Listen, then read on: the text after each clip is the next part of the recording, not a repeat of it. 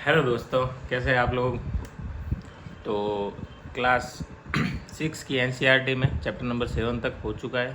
Chapter number 7 में मैंने काफ़ी टाइम ले लिया था क्योंकि उसमें थ्योरी रीडिंग वगैरह उसमें कुछ था ना, इसलिए मैंने उधर थोड़ा टाइम लिया। आगे के चैप्टर है ही नहीं, जैसे चैप्टर नंबर 8, 9, 10, 11, 12 ये सारे चैप्टर है ना, ये 5-5 मिनट के हैं क्योंकि इसमें अलग से कुछ है नहीं। स्पेशल कुछ कुछ वर्ड है, कीवर्ड्स, उन कीवर्ड्स को हम देख लेंगे, उसका अर्थ देख लेंगे और आगे बढ़ेंगे। ठीक है दोस्तों, तो अभी हम स्टार्ट करते हैं चैप्टर नंबर 8। ठीक है, चैप्टर नंबर 8 में देखो आप, विविधता में एकता, ठीक है, और एक में अनेक। ये एक तरह से नाम से क्या पता चल रहा है आपको कि ये एक तरह का हमारा क्या है, हमारा जो कंपोजिट कल्चर है, सामाजिक कल्चर,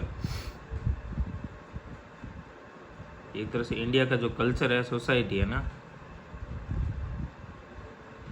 ये हमारी सोसाइटी वाला हिस्सा हो गया। ठीक है, रविंद्रनाथ टैगोर जी का दे रखा है इधर कोटेशन कि अनेकता में एकता कभी नहीं गंवाना चाहता हूँ। वो बोल रहे हैं भाई, मतलब अनेकता में एकता के जो मूल्य है उसको इन्होंने सबसे महत्व दिया है ज़्यादा, कि मुझे भारत का एकता में अनेकता वाला मूल्य सबसे प्यारा है ना। फिर श्री अरविंद का आगे देखो। ठीक है, अब स्टार्ट करते हैं। समृद्धि विविधता, लगभग 1.4 अरब ये हमारे भारत की क्या है, आबादी, और दुनिया की आबादी का क्या कितना है, वो 18%। ठीक है, हो गया।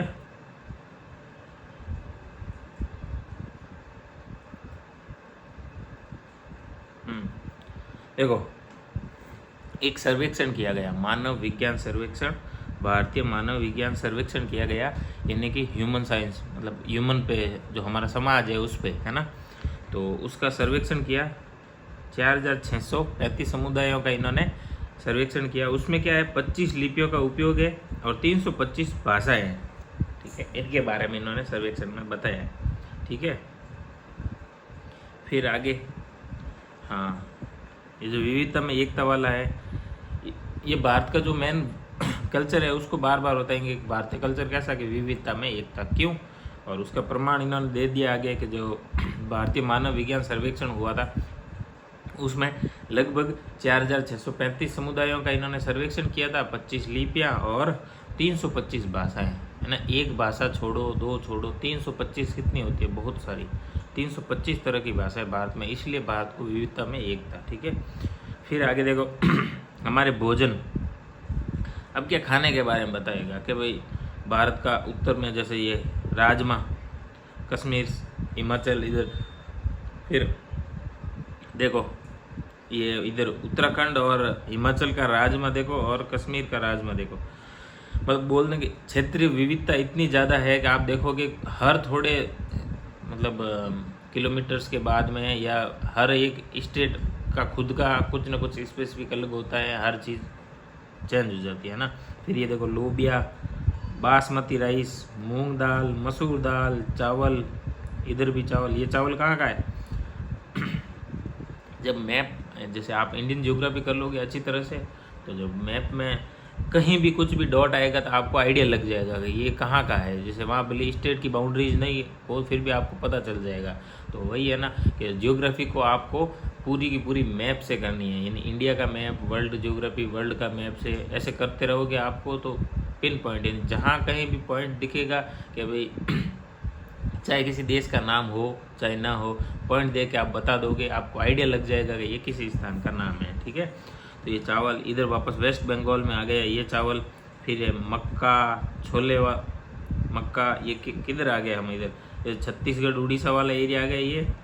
और फिर ये आ जाएगा अपना ये आंध्रा वाला, अरहर दाल, तेलंगाना ज्वार, बाजरा, कोमल चावल इधर, यू फिर केरला आ जाएगा है ना। ये वापस ये कर्नाटक हो जाएगा, ये तमिलनाडु, वापस सोना मसूरी, ये फिर आंध्रा। और ये देखो एक एक पढ़ने की तो वैसे कोई ज़रूरत नहीं, आप देख लो ये कितनी विविधता है। चावल, मसूर दाल, और चावलों में भी विविधता है ना, हर एरिया का अलग अलग चावल है। जैसे बासमती नॉर्थ का हो गया, ठीक है, उत्तर का हो गया, और ये पोन्नी चावल हो गया अपना मद्रास था ना स्टेट ये पूरा, ठीक है। ये तमिलनाडु है ना, TM।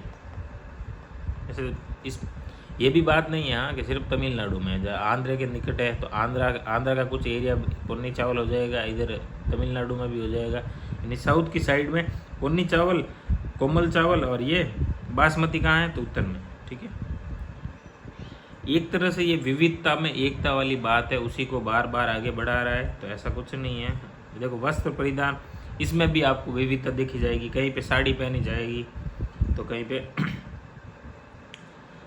साड़ियों में खुद में इन्होंने बताया ना, साड़ियों में खुद में इन्होंने जैसे बनारसी, काजीवरम, पैठनी, पाठन पटोला, मूंगा, मसूर, ये अलग अलग साड़ियाँ हैं, है ना। ये क्या नाम है, तो यूपीएससी का जो ट्रेंड है वही है कि नाम दे देंगे एक दो और पूछेगा ये क्या चीज़ है। कोई रेड लिस्ट में, जैसे IUCN द्वारा रेड लिस्ट में कोई प्राणी है, कोई पेड़ है, या कोई कलाकृति है, या फिर किसी एक प्रकार की साड़ी है, ठीक है। तो आने को तो कुछ भी आ सकता है, ठीक है। NCERT में है ना, NCERT में है, इसलिए हम बता रहे हैं कि ये आपकी इम्पोर्टेंट हो जाती है। अदरवाइज़ मैं कोई गाइड बुक में कुछ एक्स्ट्रा इन्फॉर्मेशन दे रखी होती है तो उसके बारे में नहीं बोलता हूँ, ठीक है। देखो मतलब ये साड़ियों के बारे में आगे से आगे बता रहा है, ठीक है। उकेरना मतलब क्या होता है, मतलब कहीं पे किसी पृष्ठभूमि पे या किसी भी जगह पे आप कुछ कलाकृति बनाते हो तो उसको बोलते हैं उकेरना। और उकेरी गई आकृतियाँ, मतलब साड़ियों पे कोई कलाकृति बनी तो उसको बोल देंगे साड़ियों पे उकेरी गई आकृतियाँ, ठीक है। तो ऐसा कुछ नहीं है। देखो ये डिजाइन समतल सतह के ऊपर उकेरी गई है ना, पत्थर, लकड़ी, मृतिका और अन्य सामग्री की बनी होती है, ठीक है। इसमें मैंने बोला था ना, इसमें ऐसा कुछ नहीं है ना, जैसे त्योहारों की विविधता। अब यहाँ पे ये 14 जनवरी को मकर संक्रांति है, जैसे कि राजस्थान में, और इधर मकर संक्रांति बोलेंगे। देखो ये जो पूरा एरिया है बीच वाला है ना, इधर पूरे में मकर संक्रांति बोला जाएगा। तो मकर संक्रांति के अलग अलग नाम है देश में, उनके बारे में बता रखा है। जैसे कश्मीर में ऊपर शिशुर संक्रांत, ठीक है। पंजाब में और इधर पंजाब हरियाणा में क्या है, मागी या लोहड़ी, ठीक है। फिर खिचड़ी पर्व बोलेंगे यूपी इधर। फिर पोष संक्रांति ये हो जाएगा वेस्ट बंगाल साइड में, उड़ीसा, वेस्ट बंगाल। मकर संक्रांति इधर जैसे उड़ीसा वाला एरिया हो जाएगा ये अपना, इधर भी मकर संक्रांति, ठीक है। पेड्डा पड़ूगा ये आंध्रा। पोंगल हो जाएगा तमिल। मकर विलाकू हो जाएगा अपने केरला। मकर संक्रमण हो जाएगा ये अपना कर्नाटक। और मकर संक्रांति वापस महाराष्ट्र वाला एरिया आ जाएगा इधर, है ना। और गुजरात में क्या बोलेंगे, उत्तरायण। माघ बिहू बोलेंगे नॉर्थ ईस्ट साइड में, आप देखोगे ना तो माघ बिहू। तो ये नाम कुछ है, एक दो बार रीडिंग कर लेना, आपको थोड़ा हो जाएगा। जैसे माघ बिहू, भोगाली बिहू वगैरह, ये बिहू किस साइड में आएगा, लगभग सारे नॉर्थ ईस्ट वाले हैं बिहू वाले, है ना। मैक्सिमम इधर ही है बिहू वाले, तो बिहू वालों का आइडिया लग जाएगा नॉर्थ ईस्ट साइड में। और पोंगल कहाँ पे, मेन तो पोंगल का होता है। पोंगल कहाँ पे, तो ये तमिलनाडु में। उत्तरायण गुजरात में, ठीक है। उसके बाद में महाकाव्यों के बारे में यहाँ पे इन्होंने क्या बोला है, महाकाव्य के नाम पे सिर्फ दो के बारे में, जैसे महाभारत और जैसे रामायण और महाभारत, इन दोनों के बारे में इन्होंने बताया। महाकाव्य क्या बोला, एक लंबी कविता है जो अतीत के महानायक और योद्धाओं की कथाओं का व्याख्यान करता। महा यानी बड़ा, काव्य हो गई एक तरह से कविता, महा यानी बड़ा यानी लंबी कविता है एक तरह से, ठीक है। कौरवों के बारे में कुछ दे रखा है। ये जो चित्र है ये रावण का, जो सीता हरण का है ये चित्र है ना।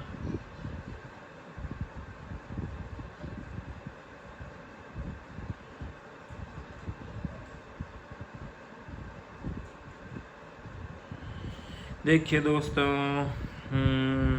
पांडव, द्रौपदी, ये इनकी जो महाभारत की लोक कथा, महाभारत की जो महाकाव्य है महाभारत नाम का, तो महाभारत के अंदर जो की स्टोरी है उनके बारे में कुछ कोई ना कोई कैरेक्टर लेके इन्होंने विस्तार से बताने की कोशिश की है इधर। लेकिन हमें वो कैरेक्टर के बारे में तो ज़्यादा कुछ नहीं पढ़ना है ना। जैसे हमें पढ़ना है तो क्या पढ़ना होगा इसके बारे में, देखो महाभारत या कुछ भी कोई काव्य है तो उसके बारे में पढ़ेंगे तो क्या पढ़ेंगे कि रचना कब हुई, किसने की।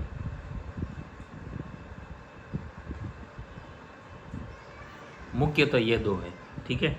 और जैसे भारत में अलग अलग जगहों पे महाभारत अलग अलग भाषाओं में हुई है, तो प्रकार है ना,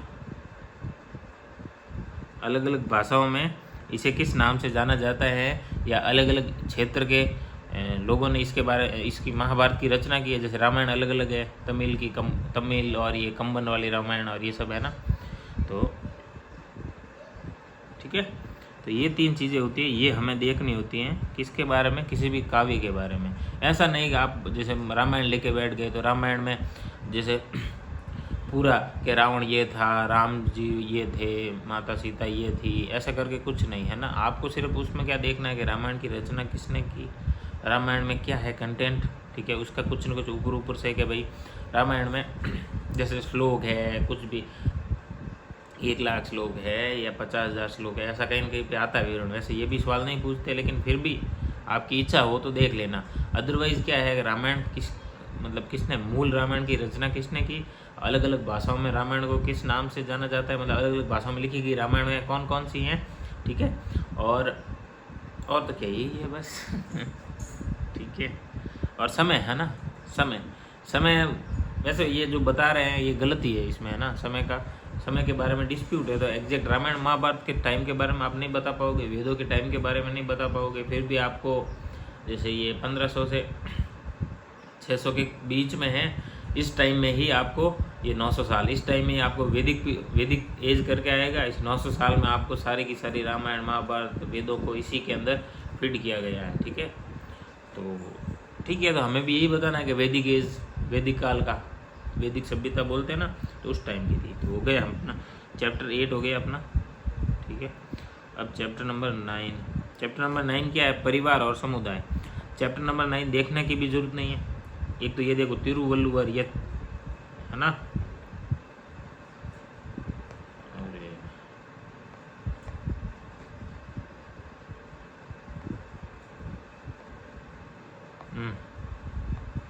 ठीक है। इनकी जो है कि प्रेम, धर्म, परिवार, जीवन के पुष्प और फल है।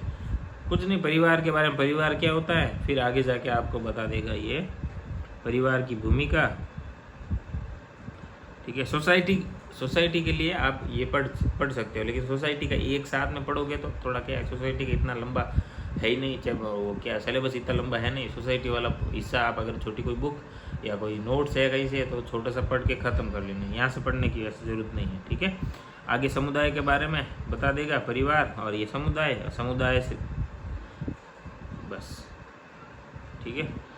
तो ये चैप्टर नंबर 9 में हमें कुछ नहीं देखना है। परिवार, समुदाय यानी ये सोसाइटी का पार्ट हो गया, इसमें देखने लायक कुछ नहीं है, ताकि एनसीईआरटी के कुछ कीवर्ड्स हो कि हम पकड़ ले उसको देख ले, तो वो नहीं, ठीक है। लैंग्वेज अगर आपको अपनी सुधारनी है लेखनी में, आंसर राइटिंग में, तब जाके आप इसको देख लेना, ठीक है।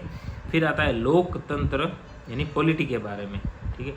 पॉलिटी की जो बेसिक कॉन्सेप्ट होते हैं ना, उनके बारे में देखना होता है, ठीक है।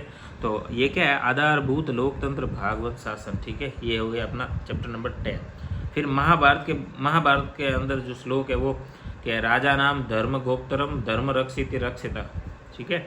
मतलब क्या है, शासक का धर्म है, धर्म की भाई शासक का क्या कर्तव्य है कि धर्म की रक्षा करना, ठीक है। और जो धर्म की रक्षा करते हैं धर्म उसकी रक्षा करता है, बस। फिर है रिगो बर्टा मेंचू तुम, इसके बारे में देखो मैं बोल रहा हूँ, ये जैसे एक रीड करने की मुझे ज़रूरत तो नहीं है, ठीक है, क्योंकि रीड करने में टाइम जाएगा और आपको लगेगा फालतू में टाइम वेस्ट हो रहा है। लेकिन आप खुद रीड कर लेना, आंसर राइटिंग में बहुत ही गहरा प्रभाव डालते हैं ये चीज़ें। ये जो कोटेशन है ये याद रह जाएंगे आपको, तो ये आपका आंसर को सबसे थोड़ा अलग करके प्रेजेंट करेंगे, ठीक है। तो पॉलिटी में ये आप यूज कर सकते हो कि जैसे महाभारत का हो गया, तो पॉलिटी में ये भी यूज हो जाएगा, ठीक है। फिर ये रॉबर्ट क्या है, न्याय के बिना शांति नहीं, समानता के बिना न्याय नहीं, विकास के बिना समानता नहीं, और संस्कृति लोगों की पहचान और सम्मान के बिना लोकतंत्र नहीं। कुल मिला के ये एक दूसरे से है ना, पॉलिटी के बारे में बताया। अगर न्याय नहीं होगा तो लोगों में शांति नहीं होगी, ठीक है। समानता नहीं होगा तो न्याय नहीं होगी। न्याय के लिए क्या है, समानता चाहिए। फिर समानता कहाँ से आएगी, तो विकास से आएगी। जब आप डेवलप करोगे खुद को या सोसाइटी को, तब जाके समानता आएगी। ठीक है। और विकास का मतलब क्या हो गया कि संस्कृति है ना, ये लिखा ना, संस्कृति और लोगों की पहचान और सम्मान, ये। और इसके बिना क्या, लोकतंत्र नहीं। बस ठीक है, ऐसा कुछ नहीं है। पर नियम कानून कायदा इन सब को क्या पॉलिटी में डालोगे। ठीक है। सबसे पहले सरकार के 3 अंग, ये हमें पढ़ने ही पढ़ने होते हैं। कौन कौन से, एक तो विधायिका, एक कार्यपालिका और एक न्यायपालिका। ठीक है। विधायिका क्या होती है, जो कानून बनाती है, वो विधायिका। ठीक है। भारत में कौन हो जाएगी विधायिका हमारी, कौन बनाएगी, संसद। भाई राष्ट्रीय लेवल पे क्या हो जाएगी, संसद, जो कानून बनाती है। ठीक है, संसद, पार्लियामेंट। ठीक है। फिर एक कार्यपालिका, यानी कानून को लागू करने वाली कार्यपालिका, यानी कि संसद ने कुछ बना लिए नियम कानून पॉलिसीज, उनको इम्प्लीमेंट कौन करेगा, उनको लागू कौन करेगा, तो उसके लिए भी कुछ अंग चाहिए ना सरकार का। तो वो अंग कौन सा हो गया, अपना कार्यपालिका, जो कार्य करेगी। ठीक है। इसमें राष्ट्रपति, प्रधानमंत्री, मुख्यमंत्री, ये सब इसमें आते हैं, राज्य के प्रमुख। ठीक है। मंत्रीगण वगैरह सब इसी में आएंगे। देखो, राष्ट्रपति, प्रधानमंत्री, मुख्यमंत्री, ये किस में आ जाएंगे, ये इसके कार्यपालिका के अंग हैं। ठीक है। मंत्रीगण, वो भी कार्यपालिका के अंग है। ध्यान रखना, मंत्रीगण यानी कि मिनिस्टर्स सारे जितने भी हैं। ठीक है। और ऐसे अभिकरण एजेंसी जिनका उत्तरदायित्व कानून को लागू करना है। ठीक है। साइबर पुलिस ऐसी एजेंसी है, तो साइबर पुलिस क्या हो जाएगी, कार्यपालिका। ठीक है। ये बेसिक चीज़ ध्यान रखना कि कानून को लागू करने का जिनका दायित्व है, तो वो सारे की सारे के इधर आएंगे कार्यपालिका में। और कन्फ्यूजन मिनिस्टर्स, प्राइम मिनिस्टर और चीफ मिनिस्टर, ठीक है, पीएम सीएम और मिनिस्टर्स के बारे में रहता है। तो ये सब अपने किधर, मतलब कौन से सेगमेंट में आएंगे, ये आएंगे कार्यपालिका के। तो सर विधायिका में भी तो आते हैं, ये विधायिका में आते हैं, लेकिन जैसे एज प्राइम मिनिस्टर नहीं बोल के विधायिका में क्या हो जाएगा, वे संसद के हिस्से है ना। भाई देखो, पीएम बना, पीएम क्यों बने वो, क्योंकि उन्होंने संसद में सदस्यता हासिल की ना, इसलिए उनको पीएम बनाया है। तो पीएम सीएम तो अपने स्टेट में हो जाएंगे और सेंटर में हो जाएंगे पीएम। ये सब क्या है कि कहीं ना कहीं विधायिका के हिस्से हैं, इसीलिए इनको कार्यपालिका का प्रमुख बनाया गया है। तो विधायिका में ये है और साथ ही साथ में कार्यपालिका के भी अंग हैं ये। ठीक है। ये पीएम सीएम मिनिस्टर्स ये दोनों जगह आएंगे। ठीक है। और सबसे प्रमुख कौन, राष्ट्रपति। राष्ट्रपति कहाँ आएंगे, तो राष्ट्रपति के साइन के बिना तो कोई विधान या बन ही नहीं सकता ना विधान, तो इसलिए विधायिका में आएंगे। ठीक है। राष्ट्रपति, राज्यपाल विधायिका के हिस्से हो जाएंगे। फिर है न्यायपालिका। अब देखो, न्यायपालिका इंपॉर्टेंट है। कहीं भी जाओगे आप, कोई भी कानून बना दो, कर लो, तो देखो लोगों ने कुछ नहीं किया तब भी न्यायपालिका चाहिए। लोगों ने कुछ नहीं किया मतलब आपने कानून बनाया, उसके अकॉर्डिंग लोगों ने व्यवहार नहीं किया, यही होगा। तो लोग सरकार क्या करेगी, तो फिर न्यायपालिका का सहारा लेगी कि इनको दंड दिया जाए, न्यायपालिका में कार्रवाई करवाएगी। ठीक है। लेकिन उल्टा, जैसे सरकार ने कुछ अपना उत्तरदायित्व से के निर्वहन में कुछ ना कुछ त्रुटि कर दिया, तब जाके क्या होगा, तो जनता जाएगी न्यायपालिका के पास। मतलब न्यायपालिका क्या है, एक अभिन्न हिस्सा है जो कि जनता को अपने अधिकार के लिए और सरकार द्वारा मतलब जनता पे दबाव, ताकि जनता अपने उत्तरदायित्व निभा पाए, जनता खुद के भी। ठीक है ना। मतलब उत्तरदायित्व जनता का क्या होगा, देखो कानून है, सरकार ने कुछ कानून बनाया है, उस कानून को फॉलो करना जनता का उत्तरदायित्व है। ठीक है। आप उस कानून की मतलब कुछ शर्तें होगी उसकी, अगर आप छूट प्राप्त, तो ठीक है, अगर आप उस कानून के अंतर्गत आते हो तो आपको उसको फॉलो करना पड़ेगा। ठीक है। तो कुल मिला के न्यायपालिका क्या है, एक मुख्य स्तंभ है। ठीक है। न्याय करती है, निर्णय। देखो, ये कानून तोड़ना और उस पर कार्रवाई है ना, जो कानून तोड़ता है तो उस पर कार्रवाई की जाए और दंड वगैरह क्या मिलेगा, इसका जांच करना, क्या कौन सही है कौन गलत है, तो ये सब चीज़ें कौन करेगी, न्यायपालिका। ठीक है, हो गया। देखो, एक अपने जैसे पॉलिटी में एक सिद्धांत चलता है, जैसे शक्तियों का पृथक्करण, यानी ये जो कार्यपालिका, विधायिका और न्यायपालिका, इन तीनों को अलग अलग ट्रीट करना है, एक दूसरे के ओवरलैपिंग नहीं होने चाहिए। ठीक है। तीनों में शक्तियों का पृथक्करण होना चाहिए। ये डायग्राम यही बता रहा है कि न्यायपालिका अलग है, विधायिका अपने नियम बनाने वाली अलग है, कार्यपालिका अलग है। ठीक है। तो शक्तियों का पृथक्करण। देखो इसमें है ना स्वतंत्रता, प्रत्येक हिस्से की दूसरे हिस्से से स्वतंत्रता है ना, यही होगी, प्रत्येक हिस्से की दूसरे हिस्से से स्वतंत्रता। अब ये क्या होगा, एक हिस्सा दूसरे हिस्से से स्वतंत्र किस रूप में होगा, अपने निर्णय में, ताकि दूसरा हिस्सा इसके ऊपर कुछ दबाव नहीं बना पाए, इसको अपना कार्य करने में पूरी की पूरी छूट मिल पाए। ठीक है, तो न्यायपालिका की स्वतंत्रता भी जरूरी है, विधायिका भी स्वतंत्रता जरूरी है। कहीं ना ये नहीं हो कि न्यायपालिका अपनी मनमर्जी से कुछ भी कर लेती है। ठीक है, तो बैलेंस होना चाहिए ना, कार्यपालिका, न्यायपालिका और विधायिका, इन तीनों के बीच में बैलेंस, और साथ ही साथ में सब अपने अपने निर्णय लेने में स्वतंत्र, तब जाके क्या होगा, शक्तियों का पृथक्करण। फिर ये सरकार के 3 स्तर। ठीक है, क्लास 6 है तो आप देख लो, छठी के बच्चे को आप क्या लेवल की पढ़ाओगे, आप उसको बेसिक ही दिखाओगे। तो बेसिक क्या चीज़ है, देखो सरकार के 3 स्तर, केंद्र सरकार, राज्य सरकार, स्थानीय सरकार। केंद्र सरकार में राष्ट्रीय स्तर पर, राज्य स्तर पर, और नगर और ग्राम स्तर पर स्थानीय सरकार। ठीक है, तो ऐसा इसमें कुछ रॉकेट साइंस नहीं है, कुछ स्पेशल नहीं है। ठीक है, बच्चों को बताते हैं कि भाई 3 तरह की सरकार होती है। 6 में आया है तो उसे बताएंगे भाई हमारे देश में सरकार का पैटर्न कैसे क्या चलता है। ठीक है, फिर न्यायपालिका की 2 है, जैसे अखिल भारत के स्तर पर और राज्य के स्तर पर, सुप्रीम कोर्ट और हाई कोर्ट।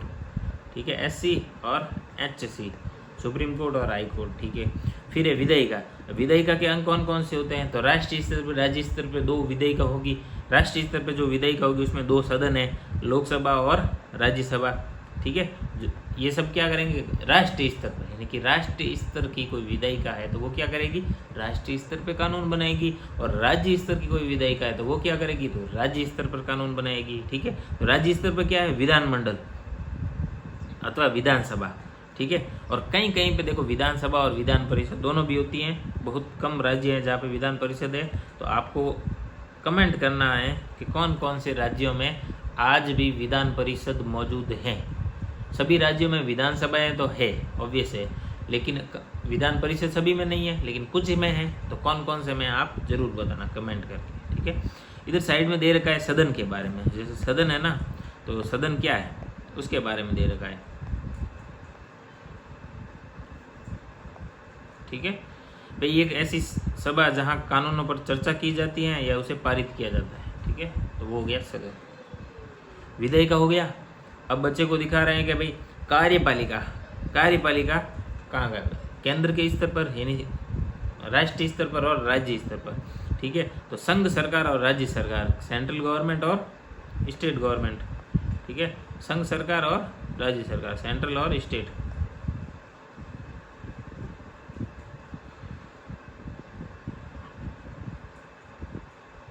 ठीक है, राष्ट्रपति,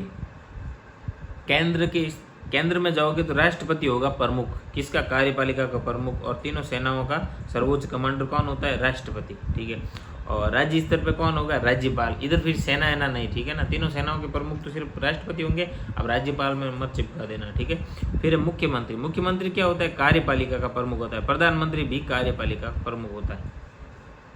ठीक है, औपचारिक प्रमुख कौन होता है, राष्ट्रपति और राज्यपाल, लेकिन वास्तविक प्रमुख कौन होते हैं, तो प्रधानमंत्री और मुख्यमंत्री।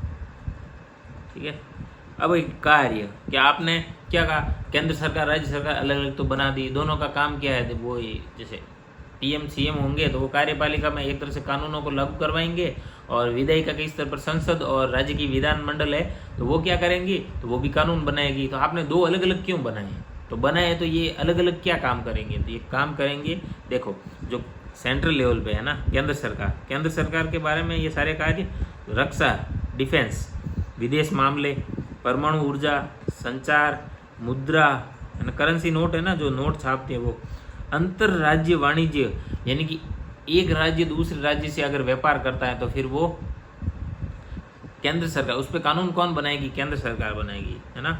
फिर शिक्षा देख लो, एजुकेशन सेंटर का विषय है, ध्यान रखना। फिर है राष्ट्रीय नीतियों का प्रतिपादन, ये सब कार्य कौन करेगी, केंद्र सरकार। तो राज्य सरकार क्या करेगी, पुलिस और कानून व्यवस्था राज्य सरकार के अंडर आ जाएगी। राज्य स्तर पर केंद्र सरकार द्वारा बनाए गए कानूनों को अपना और क्रियान्वित करना। केंद्र ने कुछ कानून बना दिए तो उनको राज्य के स्तर पर लागू कौन करवाएगी, तो राज्य सरकार। ठीक है, जन स्वास्थ्य, हेल्थ, एजुकेशन, देखो अब इधर आ जाएगा, मैंने बोला ना कि सेंट्रल की लिस्ट में है, ठीक है। वापस इधर स्टेट की लिस्ट में भी आ गया, सेंट्रल की लिस्ट नहीं, मतलब जो कॉन्करेंट और ये अलग अलग सूची होती है ना, उसमें समवर्ती सूची है जिसमें केंद्र और राज्य दोनों बना सकती है, उधर है ना, इसलिए इधर दोनों, यानी शिक्षा के ऊपर केंद्र सरकार और शिक्षा के ऊपर राज्य सरकार दोनों बना सकती है, ठीक है। ये लॉजिक भी यही तो कहता है ना, शिक्षा के ऊपर कोई एक बनाए कानून, ऐसा क्यों है, कोई जरूरी नहीं है ना। राज्य के पास कुछ अच्छी पॉलिसी है, वो अपने राज्य में लागू करना चाहती है तो बनाए, उसके ऊपर कानून भी बनाए, ठीक है। फिर देखो कृषि, एग्रीकल्चर स्टेट का है, ठीक है। फिर सिंचाई और स्थानीय सरकार, इन जो लोकल सेल्फ गवर्नमेंट होती है ना, ठीक है, उनके बारे में बता रहा है, ठीक है। देखो जैसे औपचारिक के बारे में बताया ना, ये साइड में दे रखा है औपचारिक प्रमुख। हमारे यहाँ पे राष्ट्रपति और राज्यपाल वास्तविक कार्यपालक प्रमुख नहीं होते, ठीक है। विशेष परिस्थितियों में उन्हें विशेष अधिकार प्राप्त होते हैं। वे सामान्यतः केंद्र सरकार राज्य सरकार के कार्यों में हस्तक्षेप नहीं करते, ध्यान रखना। विशेष परिस्थितियों में ये अपना काम कर सकते हैं। APJ अब्दुल कलाम के बारे में दे रखा है, ये कहाँ जन्म हुआ इनका, ठीक है। ये कुछ कोटेशन है, आपको अच्छे लगे तो अपनी बुक में साइड में कहीं पे लिख दीजिएगा, और उत्तर लेखन में, निबंध में, कहीं भी आप उनको यूज लेना। फिर देखो लोकतंत्र यानी कि जनप्रतिनिधियों की बात करते हैं सबसे पहले, ठीक है। लोकतंत्र यानी डेमोक्रेसी, इंग्लिश में क्या है शब्द है डेमोक्रेसी, तो डेमोक्रेसी शब्द कहाँ से आया, तो डिमोस का मतलब होता है लोग, और क्रिटोस यानी शासन प्रणाली या तंत्र या शक्ति, ठीक है। तो डेमोक्रेसी ये हो गया, ठीक है। डेमोक्रेसी का मतलब क्या हुआ, लोक शासन या गणतंत्र यानी लोगों का शासन। देखो गणतंत्र मतलब लोगों का शासन, ध्यान रखो, ठीक है। तो ऐसा कुछ नहीं है, लोकतंत्र मतलब क्या हो जाएगा, फिर लोगों का शासन हो जाएगा, लोक शासन, डेमोक्रेसी, डिमोस और क्रिटोस, ठीक है। फिर प्रतिनिधि, अब जो देखो लोगों का शासन, तो लोग जाके खुद तो शासन करेंगे नहीं, तो लोग क्या करते हैं, अपने अपने प्रतिनिधि भेजते हैं, और उन प्रतिनिधि क्या करते हैं, लोगों के प्रतिनिधि के रूप में आगे जाके सरकारें बनाते हैं, और लोगों के प्रतिनिधित्व करते हुए ये काम करते हैं, यानी लोगों द्वारा शासन किया जा रहा है ना, एक तरह से लोग अपना प्रतिनिधि भेज के खुद पे ही शासन कर रहे हैं, ठीक है। तो प्रतिनिधि दो प्रकार के हो जाएंगे, राज्य स्तर पर विधायक हो जाएंगे और सेंट्रल स्तर पर सांसद हो जाएंगे। पता है इस चीज़ के बारे में, ऐसा कुछ नहीं है, ठीक है।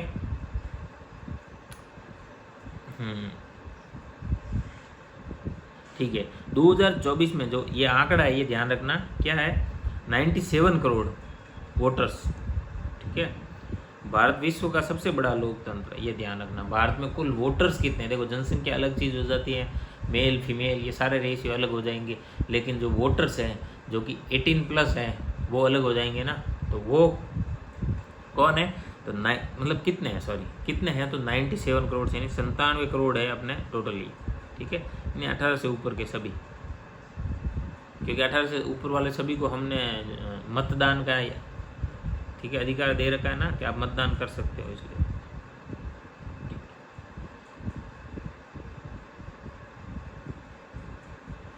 बस 6th है, तो बस इंट्रोडक्शन था, ये पॉलिटी का इंट्रोडक्शन ही तो बताएंगे 6th वाले को, क्या ऐसे ऐसे चल रहा था बस, ठीक है। 7th में फिर थोड़ा एडवांस, 8th 9th 10th ऐसे करते करते बढ़ते जाएंगे, ठीक है।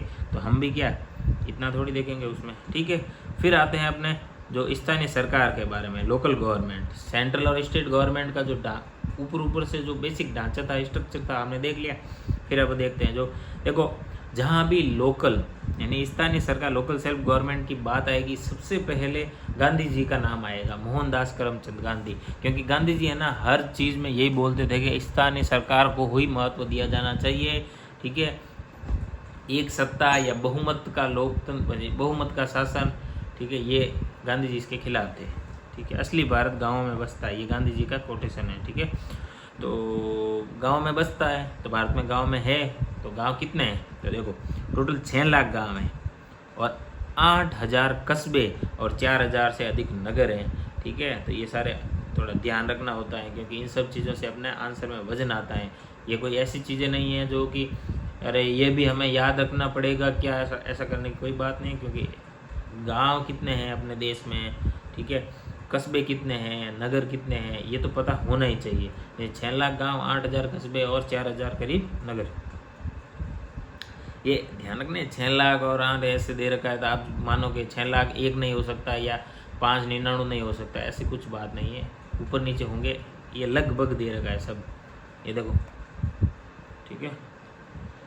फिर पंचायती राज व्यवस्था, ठीक है, आप इस डायग्राम देख लो। पंचायती राज व्यवस्था है ना, जो स्थानीय लोकल सेल्फ गवर्नमेंट है वो कितने स्तर पे है, तो जिला, खंड और ग्राम, ये 3 स्तर पे है, ठीक है। जिला स्तर पे उसको क्या बोलेंगे, जिला पंचायत या जिला परिषद।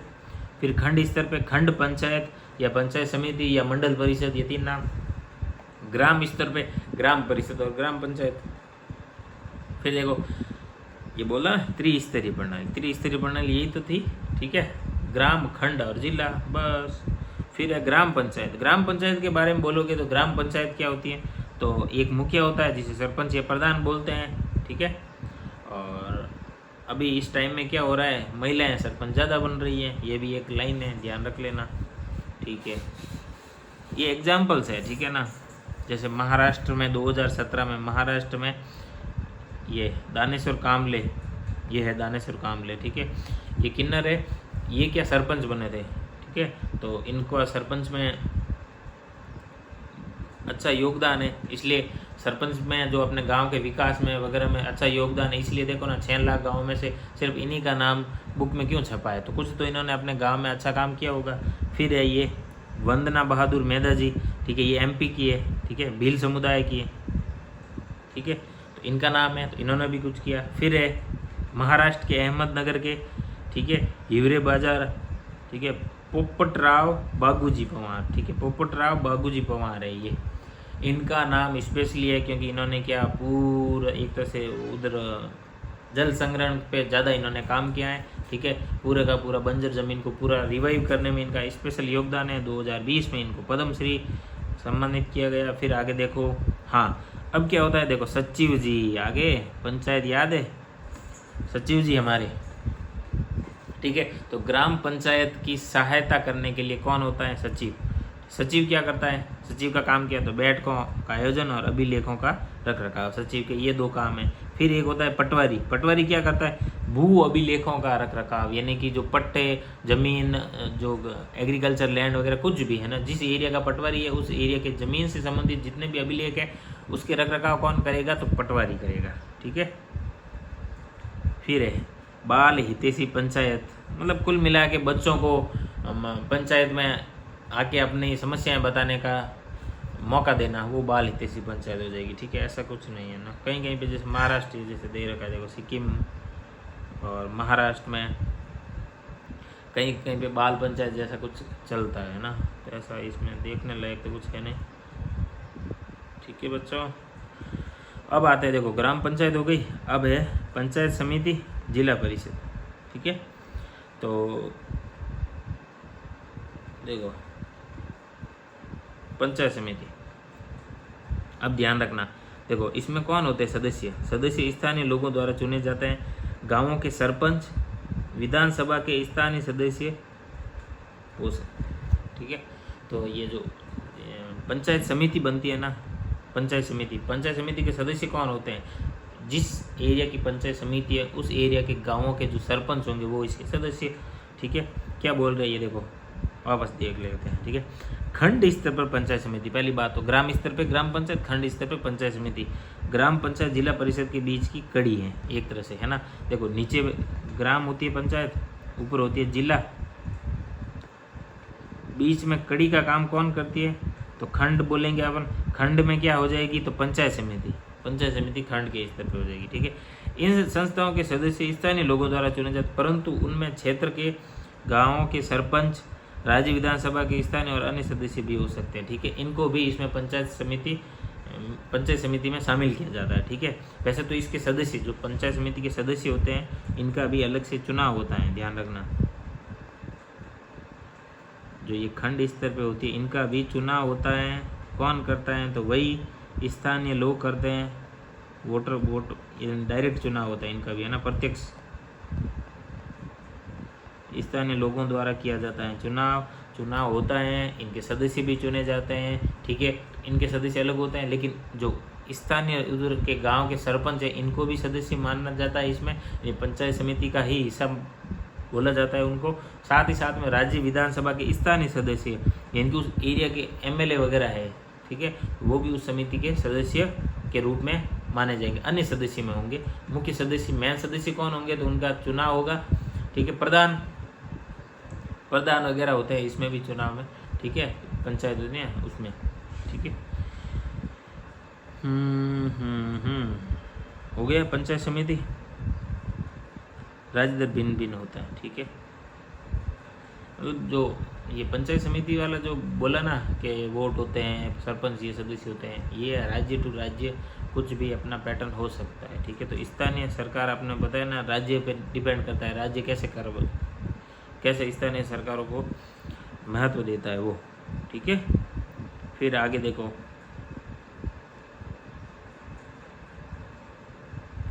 बस ऐसा कुछ नहीं है। देखो एक आरक्षण है, इन संस्था में 1/3 सीटों महिला आरक्षण का प्रावधान है, बस ये ध्यान रखना। 1/3 रिजर्वेशन है, किनको, महिलाओं को। आगे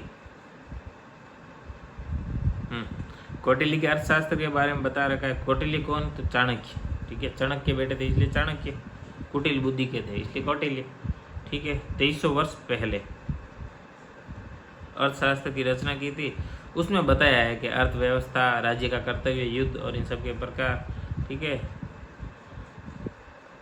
हाईलाइट करने का मेन है प्रशासनिक ढांचा, यानी कि अर्थशास्त्र में एक प्रशासनिक ढांचा क्वेश्चन आता है कि भाई जो प्रशासनिक क्रम है, प्रशासनिक ढांचे का जो क्रम है, छोटी इकाई से बड़ी इकाई प्रशासनिक इकाई होती है, जैसे गांव, खंड, फिर जिला, फिर राज्य, ऐसे करके केंद्र, ये है अभी चल रहा है जो अपना, ठीक है। लेकिन कौटिल्य के अर्थशास्त्र में क्या था, तो देखो शुरुआत में क्या है, 10 गांवों का एक संग्रहण, ठीक है, उप जिला मुख्यालय, प्रत्येक 100 गांवों पर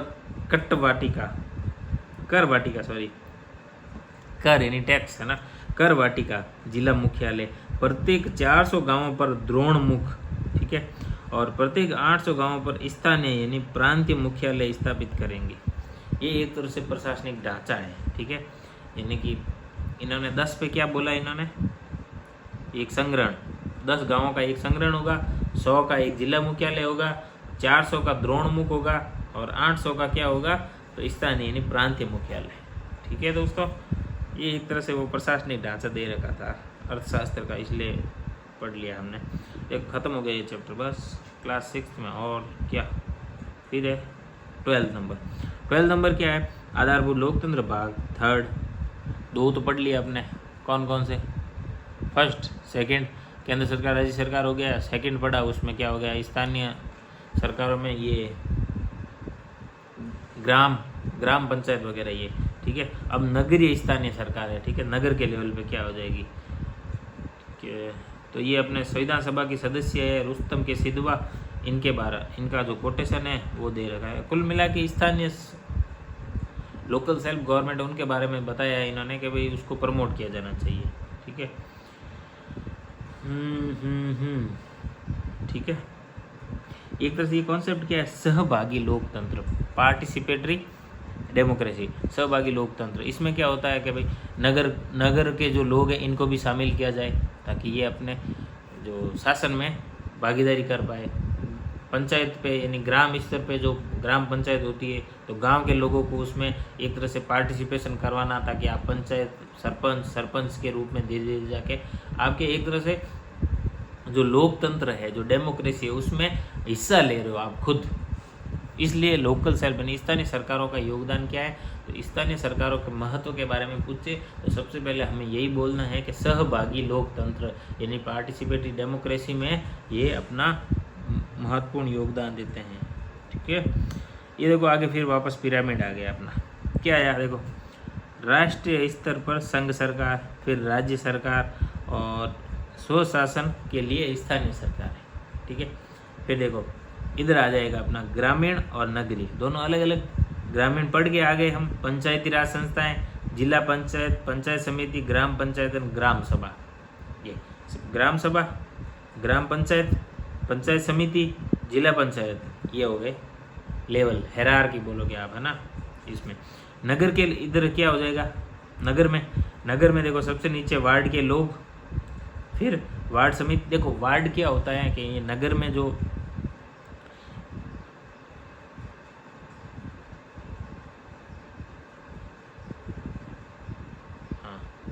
वार्ड क्या होता है कि नगरीय क्षेत्रों में जो हिस्सों को अलग अलग एरिया को डिवाइड कर दिया जाता है कि ये 1 नंबर वार्ड, ये 2 नंबर वार्ड, ताकि पहचान की जा सके क्या वोटिंग के लिए वगैरह, उनकी आईडी कार्ड के लिए कि भाई कौन से वार्ड से हैं ये लोग।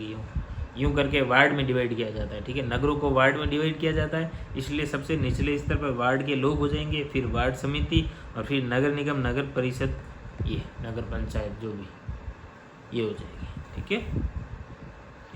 तो नगरीय स्थानीय निकाय, अब नगरीय पढ़ना है हमें, तो नगरीय स्थानीय निकाय इसके बारे में क्या है, 3 है बस। ये भी सहभागी लोकतंत्र का है, ये हमने बात कर ही रखी है। देखो ये इधर मद्रास कॉरपोरेशन के बारे में देख रखा है, जो मद्रास का है उनकी उसकी स्थापना क्या है, 29 सितंबर 1688 में मद्रास कॉरपोरेशन की स्थापना हुई थी, ठीक है। इंदौर के बारे में, इंदौर नगर निगम के कुछ अपने नियम हैं। इंदौर बार बार देश के सबसे स्वच्छ शहरों में आ रहा है, सबसे स्वच्छ यानी सबसे ऊपर है ना, जो स्वच्छता इंडेक्स की है ना, इंडेक्स निकलता है उसमें इंदौर सबसे ऊपर आ रहा है हर बार। क्यों आ रहा है, क्यों इंदौर ने क्या कर दिया, संपत्ति कर, जल शुल्क, सूखा कूड़ा प्रबंधन, व्यवसाय लाइसेंस वगैरह, CRM विवाह प्रमाणन, CRM अग्निशमन, CRM विवन लाइसेंस, जल टैंकर, मलबा हटाना, कंप्लेंट के लिए ये फॉर्म है, पेड़ों की कटाई ढुलाई, ये सारी देखो, टैंकर, सेफ्टी टैंकर, सभागार, अंत्येष्टि का वाहन हो गया ये, चल शौचालय यानी कि जो ट्रांसपोर्टेबल नहीं पोर्टेबल होते ना, पोर्टेबल टॉयलेट्स, वो एम्बुलेंस, और ये CRM क्या था, सिटीजन रिलेशनशिप मैनेजमेंट, ठीक है, या नागरिक प्रबंधन। ये एक तरह से वहाँ का इंदौर का जो मॉडल चल रहा है, इंदौर में कौन कौन से टैक्स है उसके बारे में दे रखा है कि आप इन सबको दूसरे जो भी नगर हैं इनको फॉलो करने चाहिए, ताकि आप भी अपने नगर को स्वच्छता के इंडेक्स में ऊपर ला पाएँ, ठीक है। हाँ, अब देखते हैं इधर कि जो नगर निगम, नगर परिषद, नगर पंचायत ये क्या होती हैं, नगर पालिका है ना, क्यों किसी को नगर निगम और नगर पालिका बोलते हैं। तो इसके लिए क्लास 6 शुरुआती स्तर है, तो वहाँ पे बता दिया इन्होंने कि 10 लाख से अधिक जनसंख्या है तो वो नगर निगम है, ठीक है। और ठीक है, महानगर निगम भी कहा जाता है, महानगर निगम कह दो, नगर निगम कह दो, जो भी 1 लाख से 10 लाख तक है तो उसको है नगर पालिका, ठीक है। म्यूनसिपल काउंसिल भी कहा जाता है, 1 लाख से कम है तो वो उधर नगर पंचायत, बस यही ध्यान रखना है, ठीक है। म्यूनसिपल काउंसिल है ना, काउंसिल, म्यूनसिपल काउंसिल किसको बोलेंगे, नगर पालिका को, ये ध्यान रख लेना बस। तो 10 लाख देखो, 10 लाख वाले हैं, ठीक है, 1 से 10 लाख और 1 लाख से कम। नगर तो सबके आगे लगता ही है, तो अपन क्या बोलेंगे, सीधा निगम, ठीक है, पालिका या काउंसिल, ठीक है, और पंचायत, बस।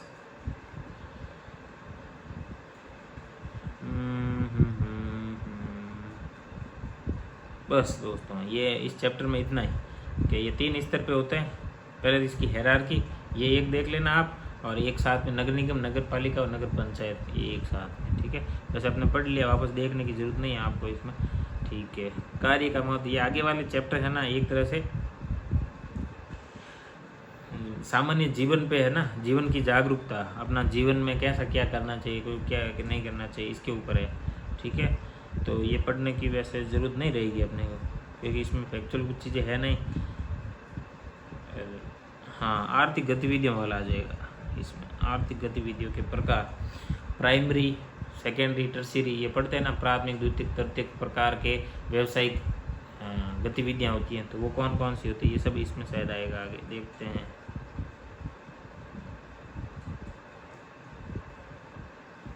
गैर में ये हो जाएगा सामुदायिक सहभागिता,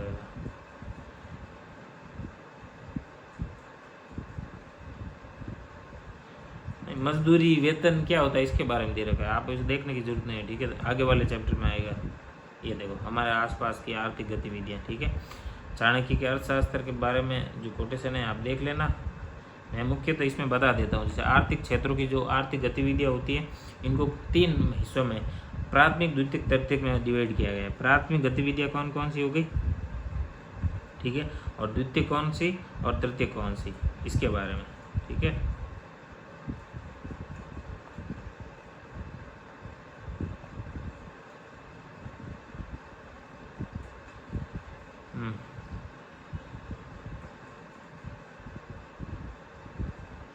देखो प्राथमिक में कौन कौन सी आ जाएगी। प्रत्यक्ष रूप से, देखो एक मुख्य बात ये, प्रत्यक्ष रूप से उत्पादन प्रकृति पर निर्भर करता है, बस इतनी बात है। प्रत्यक्ष रूप से अगर आप प्रकृति पर निर्भर करने वाली कोई गतिविधि कर रहे हो तो वो प्राथमिक गतिविधि में आ जाएगी।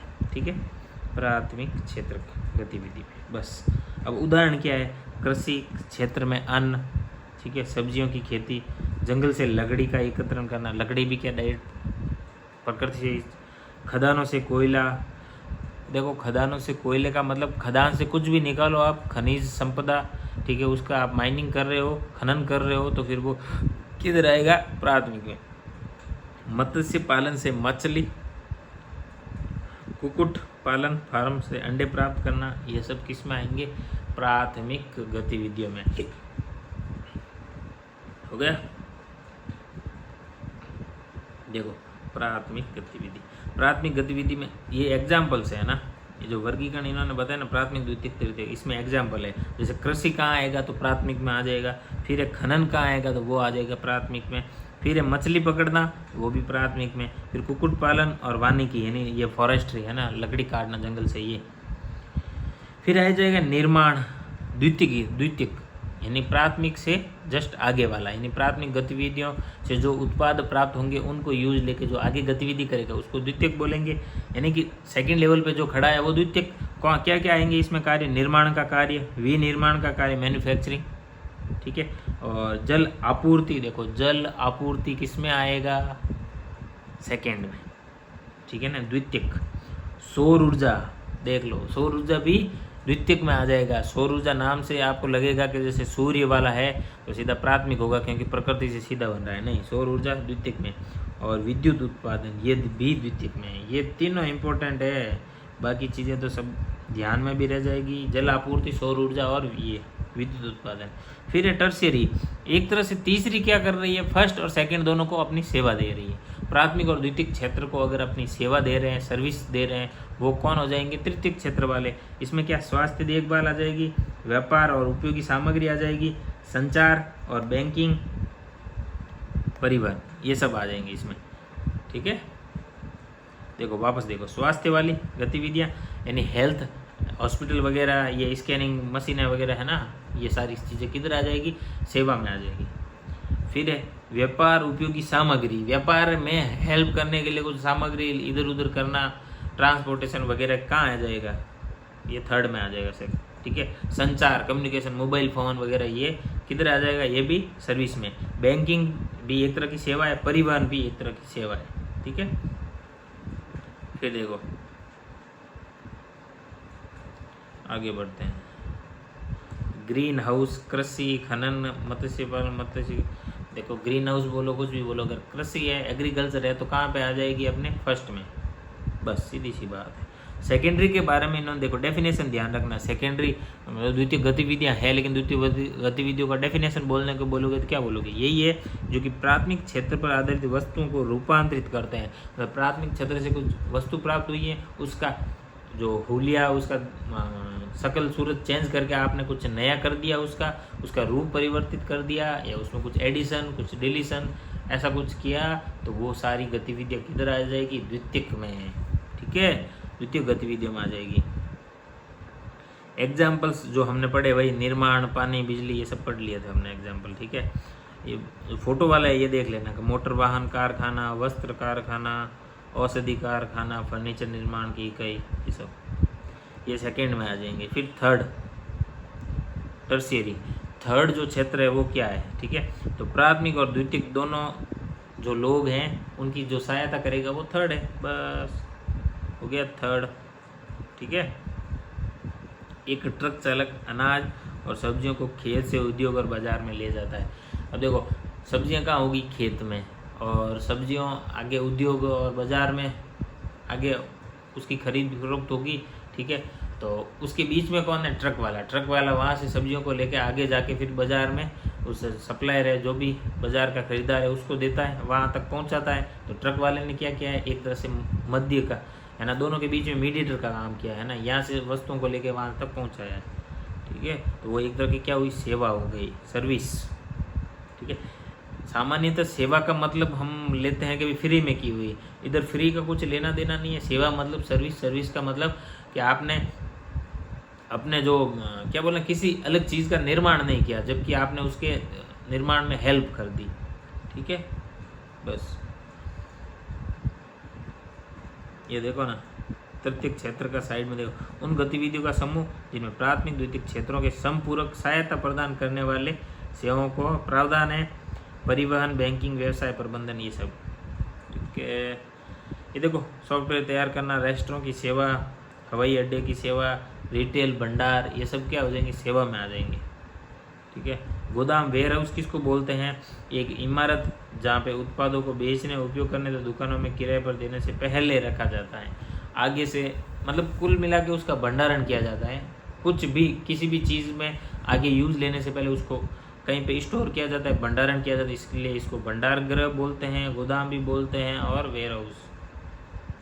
ठीक है, क्षेत्र को की परस्पर निर्भरता तो आपने देख ही लिया है कि प्राथमिक क्षेत्र द्वितीयक क्षेत्र के लिए कच्चा माल देते हैं, और तृतीयक क्षेत्र क्या करते हैं, प्राथमिक और द्वितीयक दोनों को सर्विस देते हैं। तो इसलिए क्या है, ये तीनों परस्पर एक दूसरे पर निर्भर हैं। बस जैसे डेयरी के बारे में दे रखा है, दुग्ध, डेयरी क्या होता है, दूध इकट्ठा करो, उसको भंडारण करो।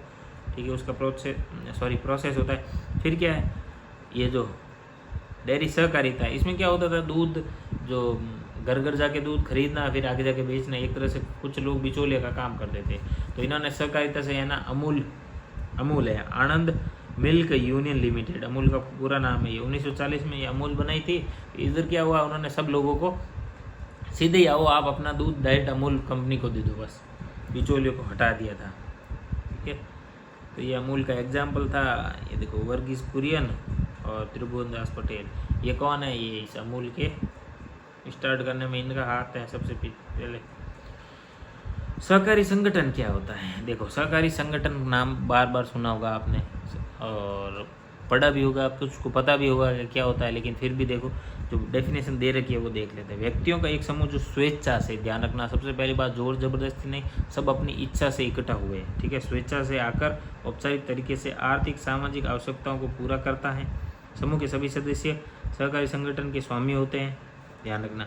एक तो बात है स्वेच्छा से, ठीक है, दूसरा है औपचारिक तरीके से, ऐसे नहीं कि बोल के औपचारिक तरीके से प्रॉपर उसका मतलब डॉक्यूमेंटेशन वगैरह करके है ना, एक साथ इकट्ठा होते हैं। ठीक है, सामाजिक आवश्यकताओं को पूरा करने के लिए, थर्ड उनकी जो सामाजिक आवश्यकता है उनको पूरा करने के लिए वो इकट्ठा हुए हैं। फिर क्या है, समूह के सभी सदस्य सरकार देखो स्वामी होते हैं, ध्यान रखना।